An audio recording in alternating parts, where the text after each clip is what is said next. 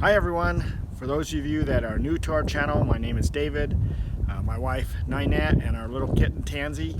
We live in our motorhome full-time, and today we're having a little bit of an issue with our charging system, so we're going to look into that a little bit. As you can see here, we're only getting a little over 10 volts. For some reason we should be getting about 14, so we're going to kind of look into this. We've already replaced this twice actually, so we're not really sure what's going on. So we're going to look into a few different things and show you kind of what we're doing here.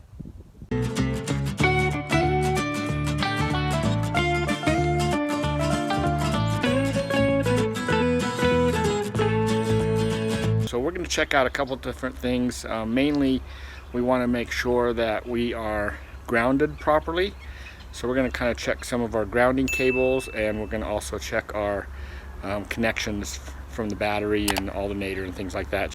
Okay, as usual, I'm putting in the description a breakdown in the video so that if you want to just jump to a certain section, you can just click on the link and it'll just go to that area, or you can just look through the timeline on the video and you'll see those sections listed there, and you can jump ahead if you wish. Before I get started, of course, I want to do a disclaimer just to let you know that I'm not a professional.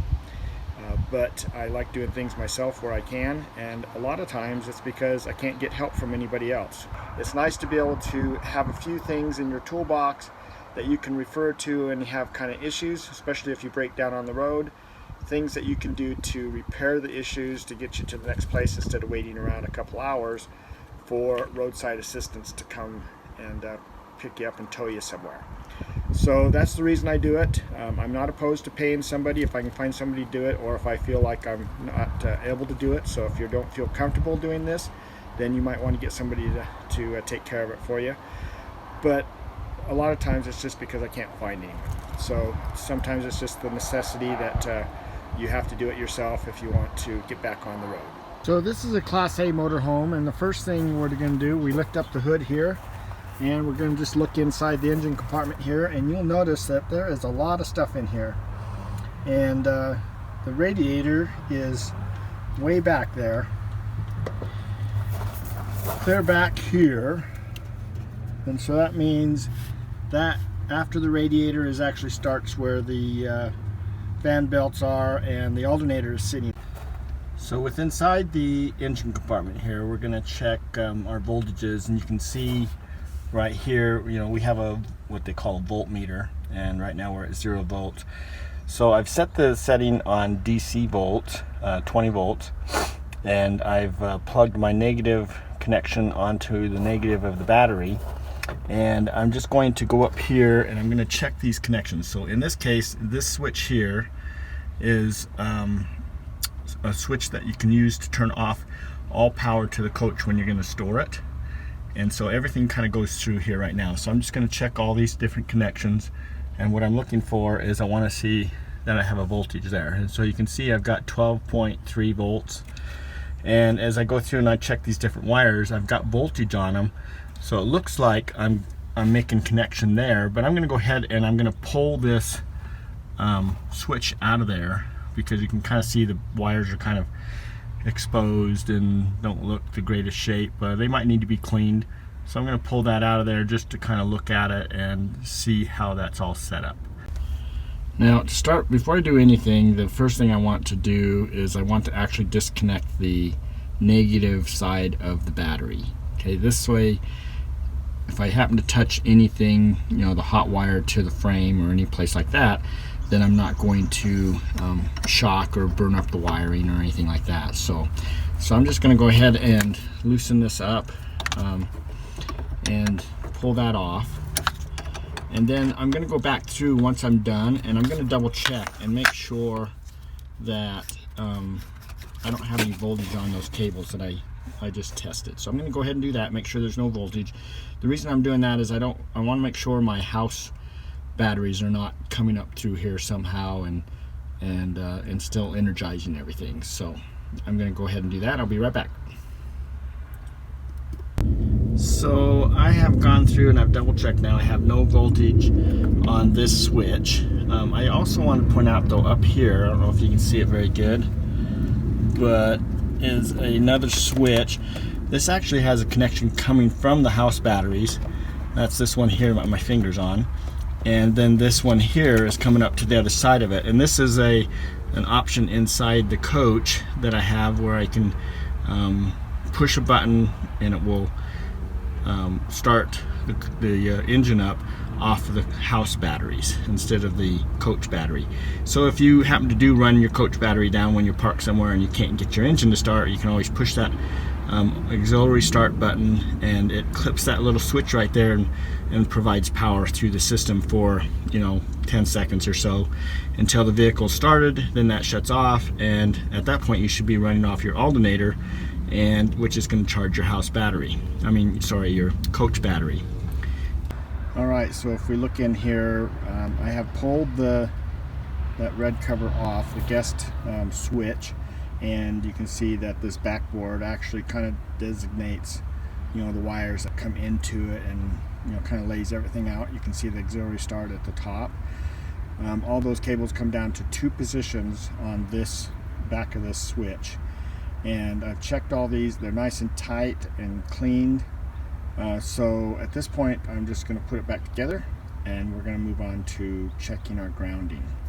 So this is the ground wire that comes from the battery to the frame, and last time when I replaced the alternator I cleaned this one off. So I know that connection's good. So the other connection we need to look at is what they call the grounding strap that goes from the frame itself to the motor. So that is underneath the coach, and it's actually pretty close to the alternator. Alright, from inside the motorhome we have this cover that covers the engine compartment, and I pulled that out to the chairs, and we're just going to kind of look down in here.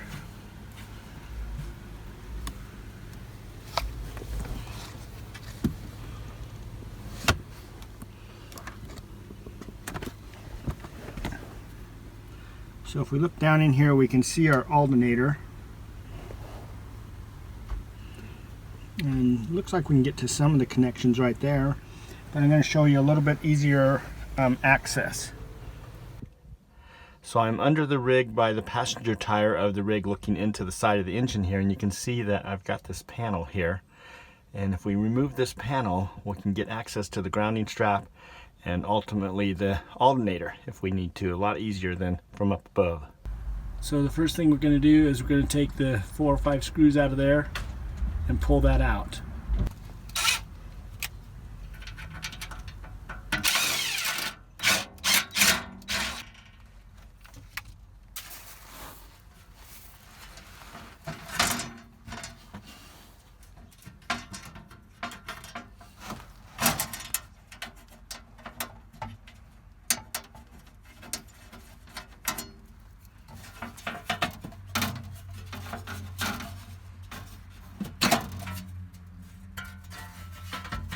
We are looking into the side that we removed that panel from.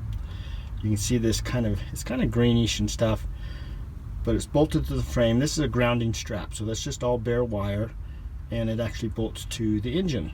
And so it's kind of discolored and everything, so maybe it's not making a good connection through that. Maybe it's kind of corroded and everything. So I'm going to go ahead and pull that off, check it out, see if we need to replace it.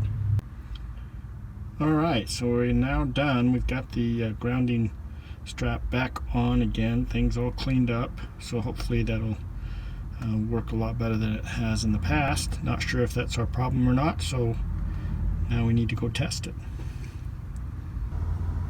Alright, so that did not fix the issue, so we're going to remove the alternator.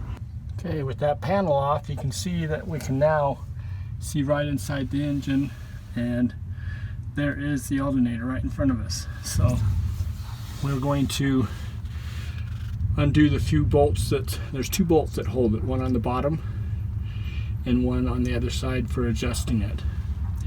And then we'll undo these wires. It's got the blue wires right up there. I've already disconnected the battery. I'm going to disconnect the electrical on here, and these particular clips that clip in here have a little piece that clips and holds it there, so when I plug this connection in it actually clips it there. So I'm going to use this little picker tool, and I'm just going to slide it down to the back of that and just kind of pry it open. I want to be fairly gentle with it because I don't want to break that off.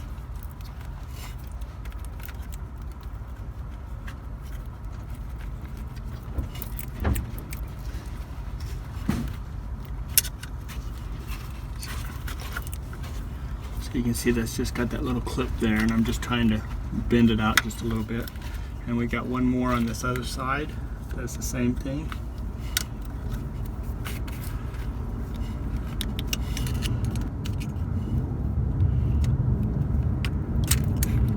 So that takes that off right there.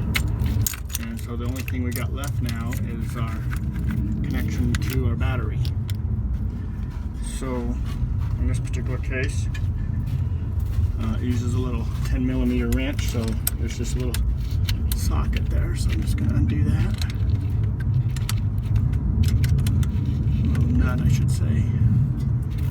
And when I unscrew that, then that pulls that off, and that's out of the way now also.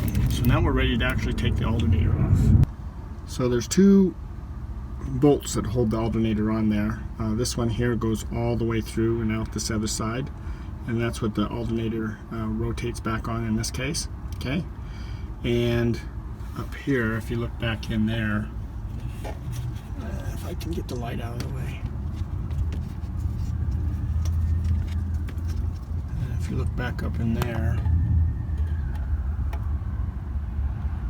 there's another nut right there that's got a, and that one there is when we loosen that, it's actually a bolt, and if we loosen that up, then it allows the alternator to kind of slide back and forth, and that's how on this particular unit we tighten the belt that goes around the alternator. And we're going to go ahead and loosen that, and then take that bottom bolt out of there, and we'll take the belt off. So one thing I wanted to mention about the electrical, so I showed you my electrical, and your electrical on your alternator could be different. Okay, could have different types of connections. They're all a little different here and there, so this is just kind of the basics of how to do it.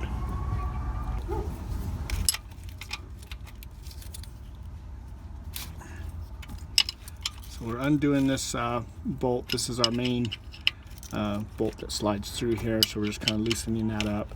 That allows the alternator to also move a little bit. Okay, once we release the other bolt that's up on top there. Alright, so as I loosen that up, you'll see that the alternator slides forward, and now that allows me to take this belt and pull it off the alternator. So the alternator can move back and forth now without the belt on there.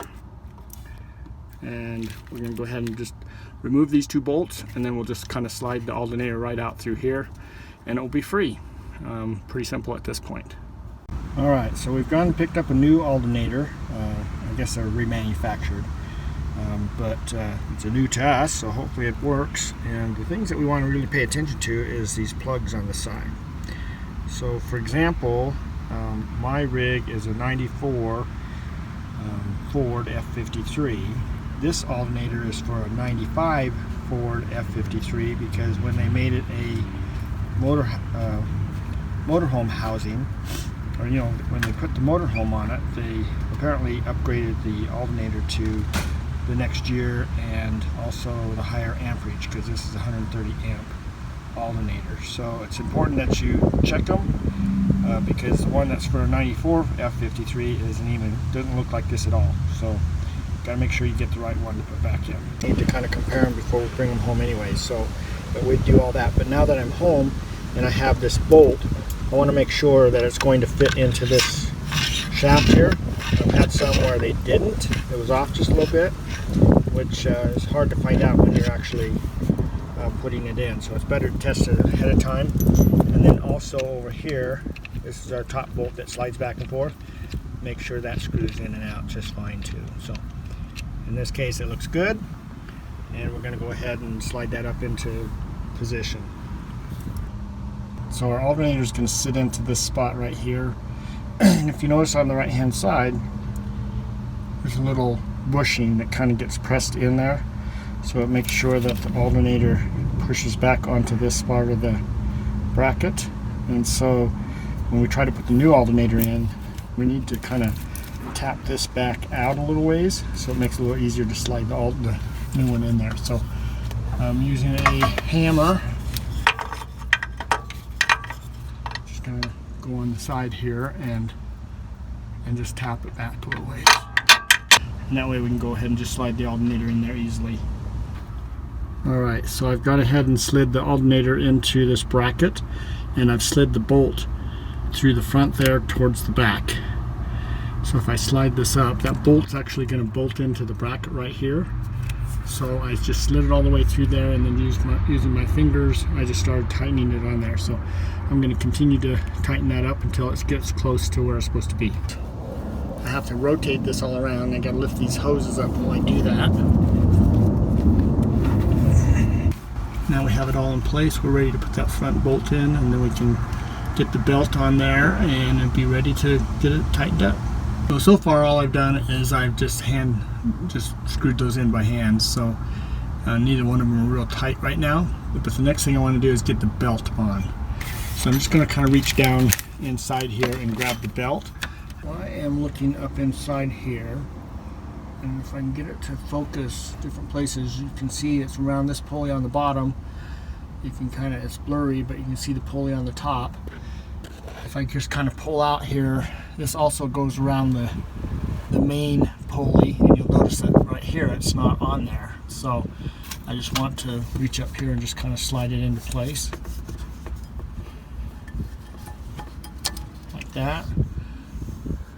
Now, one thing I wanted to point out about these belts is if I take my hand and I just slide it back and forth on the top of this belt, I can feel the grooves in there.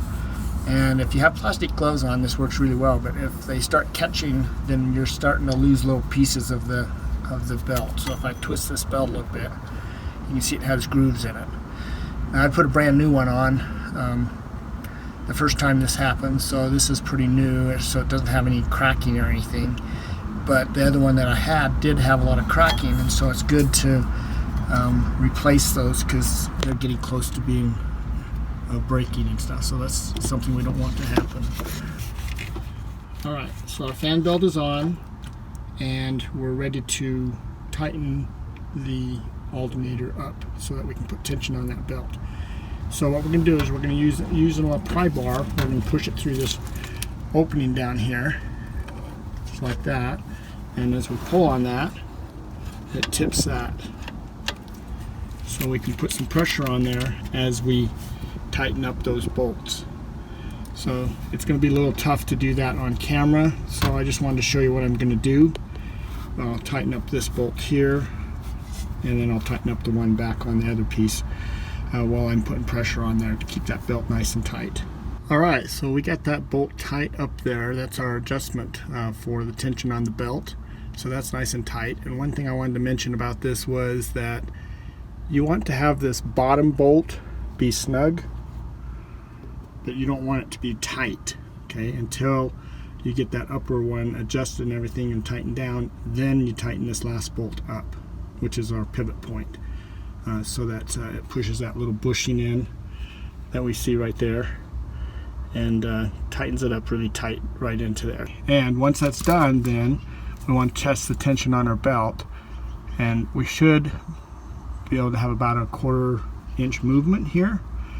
It will kind of depend on different places. Kind of what I do is I usually start the engine, let it warm up, and then I shut it off, and maybe the next morning, especially if it's a cold morning, then I'll go back and I'll start the engine again, and if I hear a little bit of a squeal, I'll know that I'm not quite tight enough, but most of the time I can get it pretty close. Alright, so now our last bit here is just to hook up our electrical. Remember, we got our plugs right here, and they're going to go ahead and slide into these little things here. So I'm just going to, first one I'm going to put in is the little one. See the little clip there? I'm just going to kind of push it into place here at that snap. It shouldn't take a lot. That one snapped in too, just not real loud. And now the last thing to do is we'll kind of move that stuff out of the way a little bit, as we've got to put our battery connection back on again. So So we'll take this nut off of here. I usually keep the nut from the previous alternator because when you get a new one, then they give you a new nut, but just in case they don't, I want to make sure that we're still okay. So what we're gonna do is we're gonna put the nut on there, and we're gonna just tighten that down nice and snug, and we don't go too overboard. We just want it to be snug and have a good connection there. So I'm gonna go ahead and do that, and at that point we'll be ready to test. Well, we are now charging at 14 volts. So this is the new alternator. It's important that lights on, everything stays at 14. As the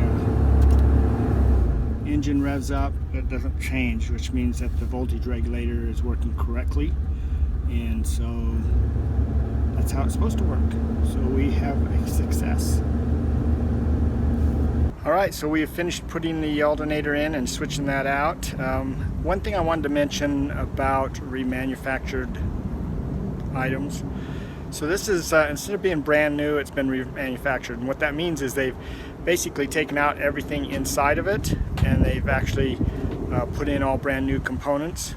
Most of the time it works, you know. I just don't understand why, you know, the last two that I've had issues that I've had to replace them. So that kind of got me going off on thinking, well, maybe I have a wiring issue, but we'll watch this one, see how this one works out, and hopefully everything will be fine, and we will at least be back on the road again. So hopefully this was helpful for you to maybe help you if you happen to have an issue. It might not be exactly the same as yours, but you know, if you just take the job and you just kind of look at it a little bit and kind of do your research, there's so much information out on YouTube that you can find things to, and other people in your area you can talk to. It's something that is a real simple replacement item, and you shouldn't have to really, you know, pay a lot to have that taken care of for you. So just, you know, if you can do it yourself, you just save that money. Until next time, hopefully we won't have any more repairs for a little while, and we can enjoy our time on the road. Hopefully we'll see you on the road someplace. Until then, enjoy and be safe.